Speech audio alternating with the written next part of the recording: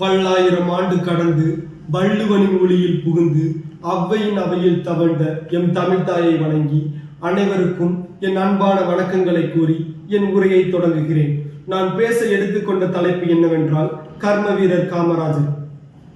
1903ஆம் ஆண்டு ஜூலை 15ஆம் நாள் குமாரசாமி மற்றும் சிவகாமி அம்மையாருக்கு புதல்வனாய் தமிழ்நாட்டின் தலைமகனாய் ஒரு நேர்மையின் உருவம் தோன்றியது. அந்த உருவம்தான் நமது கர்ம வீரர் காமராஜர் ஐயா. கர்ம வீரர் காமராஜர் ஐயா தனது பள்ளி படிப்பினை தனது சொந்த ஊரான விருதுநகர் மாவட்டத்தில் தொடங்கினார். இருப்பினும் அவரால் தொடர்ந்து பயில முடியவில்லை. காரணம், சிறு வயதிலேயே தன் தந்தையை இழந்தார். தனது தாயாரின் கஷ்டத்தை உணர்ந்த கர்ம வீரர் காமராஜர் ஐயா தனது மாமாவின் துணிக்கடையில் வேலைக்கு சேர்ந்தார். அன்றிலிருந்து தொடங்கியது நமது கர்ம வீரர் காமராஜர் ஐயாவின் அர்ப்பணிப்பு வாழ்க்கை. துணிக்கடையில் வேலை செய்து கொண்டிருக்கும் போது பல அரசியல் தலைவர்களின் உரையாடலை கேட்டு அவர்களால் ஈர்க்கப்பட்டு தனது 16 வயதினில் தன்னை காங்கிரஸ் கட்சியில் இணைத்துக் கொண்டார் கர்ம வீரர் காமராஜர் ஐயா. அன்றிலிருந்து ஏதேனும் மக்களுக்கு உதவி செய்ய வேண்டும் என்று எண்ணி அதன்படி நடக்க ஆரம்பித்தார் கர்ம வீரர் காமராஜர் ஐயா. பல சுதந்திர போராட்டங்களிலும் பல புரட்சி இயக்கங்களிலும் கலந்து கொண்டு பல ஆண்டுகள் சிறைக்கு சென்றார் கர்ம வீரர் காமராஜர் ஐயா. 1954 தொடங்கி 1963 வரை தமிழ்நாட்டின் முதலமைச்சராக பணியாற்றினார் கர்ம வீரர் காமராஜர் ஐயா. அக்காலம் தமிழ்நாட்டின் பொற்காலமாக மாறியது. சாத்தனூர் அணை தொடங்கி வைகை அணை வரை தனது ஆட்சி காலத்தில் 9 அணைகளை கட்டினார் கர்ம வீரர் காமராஜர் ஐயா. நீர்நிலைகளின் அரசனானார் காமராஜர் ஐயா.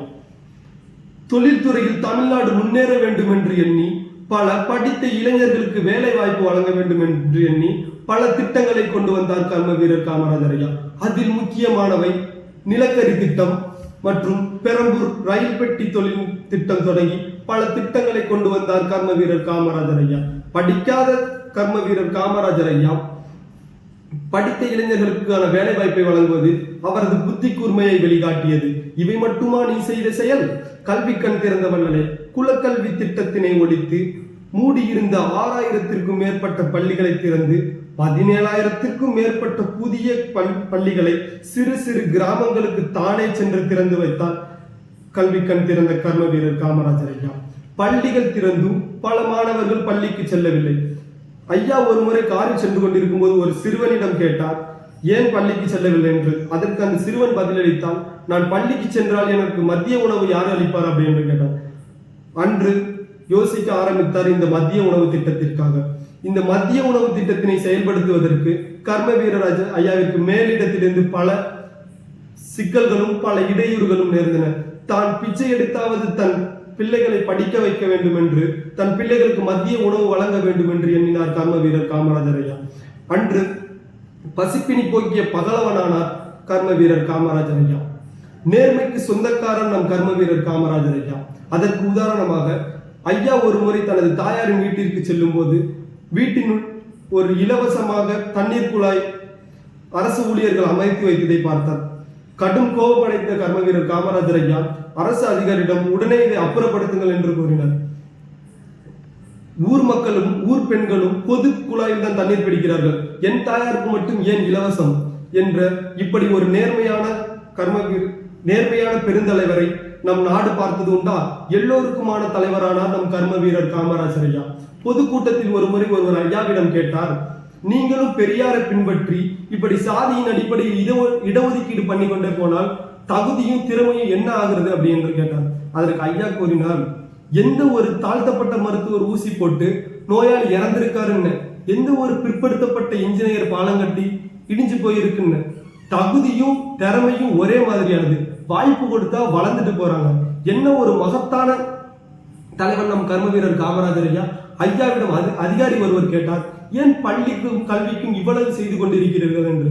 அதற்கு ஐயா கூறினார், படிக்காத நானே இவ்வளவு செய்யும் போது என் பிள்ளைகள் படித்து வந்தால் நம் நாட்டுக்கு எவ்வளவு செய்வார்கள் என்று எண்ணினார். இதனாலதோ என்னவோ நீ படிக்காத மேதையானாயோ, தனது வாழ்நாள் முழுவதும் வாடகை வீட்டில் வசித்து ஒரு ரேசன் அரிசியை உண்ட மகத்தான தலைவன் அல்லவா நீ. ஐயா 1975ஆம் ஆண்டு அக்டோபர் 2ஆம் நாள் நம்மை விட்டு பிரிந்தார். கர்மவீரர் காமராஜர் ஐயா பெருந்தலைவர், கர்மவீரர், தென்னாட்டு காந்தி, கருப்பு காந்தி என மக்களால் அன்போடு அழைக்கப்பட்டார். ஐயாவின் இறப்பிற்கு பின்பு 1976ஆம் ஆண்டு இந்தியாவின் உயரிய விருதான பாரத ரத்னா விருது வழங்கப்பட்டது. 1972ஆம் ஆண்டு இறப்பிற்கு முன் காப்பர் பாண்ட் விருது ஐயாவிற்கு வழங்கப்பட்டது. அவர் மறைந்தாலும் அவர் புகழ் நம்மை விட்டு மறையாது. வாழ்க தமிழ், வளர்க காமராஜரின் புகழ். நன்றி, வணக்கம்.